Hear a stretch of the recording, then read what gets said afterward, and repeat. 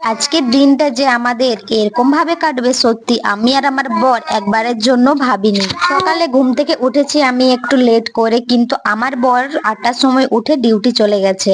আর তাড়াতাড়ি করে কাজ বাজগুলো করছিলাম, রাত্রের কিছু বাসন ছিল সেগুলো বাইরে রেখেছিলাম, আর তাড়াতাড়ি সবজি কেটে আমি রান্নাও বসিয়ে দিয়েছি কারণ নাস্তা বানাতে হবে। ঘুম থেকে উঠলেও আমার কাজ বাজ কিন্তু হয়ে গেছিল, কারণ 10টার মধ্যে কমপ্লিট করতে হবে এটা আমি জানি, কিন্তু 10টার মধ্যে রুটি সবজি আমার দুটোই হয়ে গেছিল। হয়ে গেল, আমার বর না আসলে আমি আবার খাই না, আগে আমার বর খায় তারপরে আমি খাই।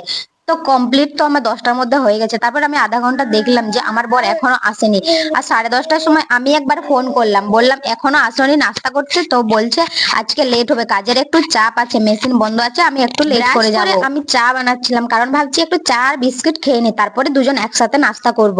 তারপরে আমার চা হয়ে গেলে চা আর বিস্কিট নিয়ে আমি খাচ্ছিলাম আর ওয়েট করছিলাম যখন আসবে, তো আসেনি, আমার কাজ বাজ হয়ে গেছিল। বরের জন্য ওয়েট করতে করতে আমারও সেরকম কিছু একটা খাওয়া হয়নি। আর আমার বর এসেছিল একবারে লাঞ্চ টাইম দুপুর 2টোর সময়, আর সকালে যে খাবার বানিয়েছিলাম মানে রুটি আর সবজি ওটাই আছে, আজকে আর ভাত বানায়নি। আসলে বাঙালিদের একবার ভাত না হলে চলে না। সকাল থেকে মানুষটা না খেয়ে কাজ করছিল, আর সত্যি কথা বলতে আমার খুবই খারাপ লেগেছিল, এই জন্য আমারও সেরকম কিছু একটা খাওয়া হয়নি। তো সকলকে জানাই গুড নাইট।